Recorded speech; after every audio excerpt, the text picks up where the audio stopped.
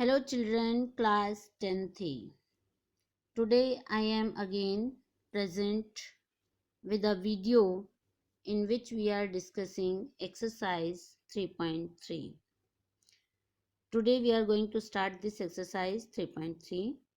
In this exercise we have to find out the solutions of given equation, means to find the value of variable.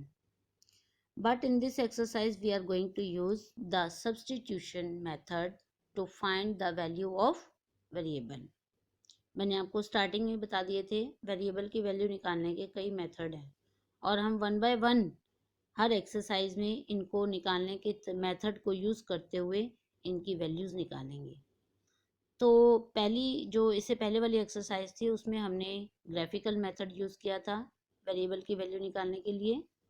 अब हम इस exercise में substitution method use करेंगे। तो what is substitution method? जैसा कि नाम से पता चल रहा है, एक की जगह किसी और को रखना सब्स्टिट्यूट कहलाता है। मतलब समझ रहे हैं आप? इंग्लिश में जो सब्स्टिट्यूट का मतलब वो क्या होता है कि एक के प्लेस पर उसका सब्स्टिट्यूट बिठाना, मतलब एक के प्लेस पर किसी और को पुट करना ताकि वो उसका काम कर सके। तो इसका मतलब उसको हम कहते हैं सब्स्टिट्यूशन मेथड। तो हमें क्वेश्चन नंबर 1 के 6 पार्ट्स हैं। क्वेश्चन नंबर 1 के 6 पार्ट्स हैं। मैंने वन बाय वन सारे पार्ट्स सॉल्व किए हैं, लेकिन मेथड मैं आपको एक बार अच्छे से बता दूंगी, फिर आप खुद कर सकते हैं।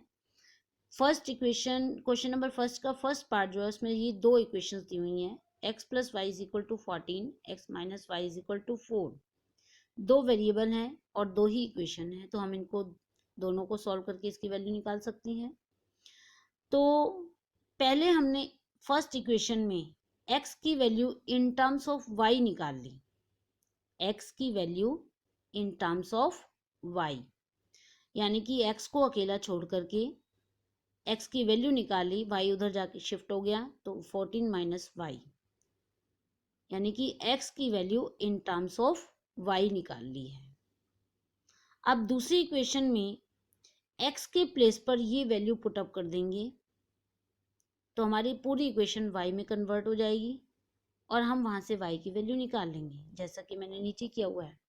Putting the value of x from equation 1, equation 1 से x की वैल्यू को इक्वेशन 2 में डाल दिया, यानी कि x को हटा करके उसकी जगह मैंने 14 माइनस वाई लिख दिया सेकेंड इक्वेशन में। तो सेकेंड इक्वेशन ये थी आपकी, ये क्या बन गई, x की जगह पर 14 माइनस वाई, एक y उसमें ऑलरेडी है, minus y is equal to 4। Minus y will become minus के 2y, और 14 जो है वो दूसरी साइड शिफ्ट हो गया, जाकर के माइनस हो गया, 44 माइनस 14 बन गया, मीन्स माइनस 10। तो यहाँ से y की वैल्यू आ गई माइनस 10 अपॉन माइनस 2, माइनस 2 से माइनस से माइनस कट गया और 2 से 10 को काट दिया 5 पर, तो y की वैल्यू आ गई हमारी 5। Now putting this value of y in equation 1, क्योंकि हमें x की वैल्यू भी तो निकालनी है। अभी तो हमने x की जो वैल्यू निकाली है वो y की टर्म में निकाली है, अभी एग्जैक्टली वैल्यू नहीं निकली है, हमने y की वैल्यू निकाल ली है। अब इस y की वैल्यू को जब हम फर्स्ट इक्वेशन में वापस डाल देंगे तो ये हमारी x की वैल्यू निकल गई 9। Clear? This is known as substitution method, not difficult, easily you can solve it. Now second part में s और t दो वेरिएबल हैं। फर्स्ट इक्वेशन है s minus t is equal to 3, जहाँ से हमने s की वैल्यू निकाली इन टर्म्स ऑफ t, यानी कि 3 प्लस टी हो गया। अब दूसरी इक्वेशन है s by 3 t by 2 is equal to 6, ये दूसरी इक्वेशन है। यहाँ पर s के प्लेस पर मैंने ले लिया 3 plus t whole upon 3, t by 2 is equal to 6। अब आपको पता है ये रैशनल नंबर हैं, बटे की संख्या है, तो बिना एलसीएम लिए तो सॉल्व होंगी नहीं। 3 और 2 का एलसीएम आ गया 6। 3 के टेबल में 6 कहाँ आता है? 2 पर। 2 को ऊपर वाले दोनों से गुणा कर दिया, 2 3 जा 6 और 2 टी जा 2, 2t प्लस अब 2 के टेबल में 6 कहाँ आता है, 3 पर। 3 को ऊपर वाले t से गुणा कर दिया, 3t, ये तो आपको आता ही है, is equal to 6 as it is. अब ये वाला 6 उधर जाकर के क्या होगा, मल्टीप्लाई, 6 6 हो जाएगा। यहाँ पर 6 2t और 3t आपस में जुड़ जाएंगे, इट विल बिकम 5t। ठीक है, 6 को उधर उस साइड ले गए, उस साइड जाकर के 6 माइनस हो गया, 6 6 36 बन गया, और ये वाला 6 यहाँ करके माइनस हो गया तो 30 बच गया। अब ये 5 भी उधर जाएगा, 5 ने 30 को डिवाइड करके 6 आंसर लाया, t की वैल्यू आ गई 6। जब आपकी t की वैल्यू निकल गई तो इस t की वैल्यू को इक्वेशन नंबर 1 में डाल दीजिए। 1 में डालने पर s is equal to 3 plus 6 यानी कि 9, ये s की निकल जाएगी। हमारा मेन मकसद है वेरिएबल की वैल्यू निकालना, और यहाँ सब्स्टिट्यूशन मेथड है, तो इसका मतलब हम एक वेरिएबल को दूसरे के टर्म में निकालेंगे, फिर उस सेकंड इक्वेशन में उसका यूज़ करेंगे, फिर वहाँ से एक वेरिएबल की वैल्यू निकलेगी, उस वेरिएबल को वापस स्टार्टिंग में डाल देंगे ताकि हम सेकंड वेरिएबल की वैल्यू निकाल सकें। Similarly third part I have solved here. Third part में ये 3x minus y is equal to 3 था, this implies 3x minus 3 is equal to 3x minus 3 is equal to y. मैंने यहाँ पर y की वैल्यू निकाली इन टर्म्स ऑफ x, 3 को उधर ले गई, y को इधर ले आई, तो y की value in terms of x निकाल ली।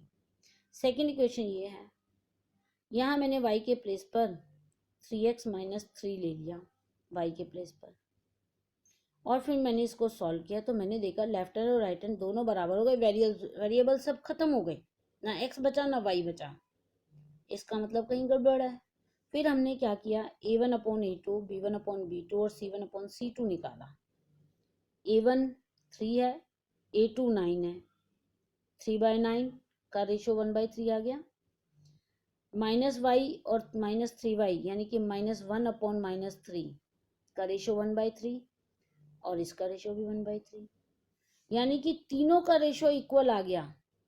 जब तीनों रेशो बराबर होते हैं तो इनफाइनाइटली मैनी सॉल्यूशंस, बहुत सारे सॉल्यूशंस होते हैं इसकी, तो कोई एक सॉल्यूशन तो है नहीं जो हम इसको सॉल्व करके दिखाएं, मैनी सॉल्यूशंस है, तो हमें सिर्फ यूनिक सॉल्यूशन में इसको सॉल्व करके दिखाना है।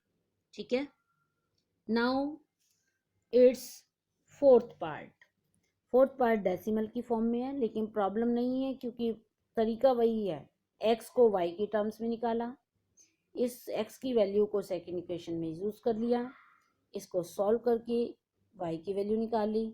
जब ये y की वैल्यू निकल गई तो इसको वापस स्टार्टिंग वाली 1 इक्वेशन में y की जगह वापस वही वैल्यू रख करके x की वैल्यू निकाल ली, x का आंसर आ गया।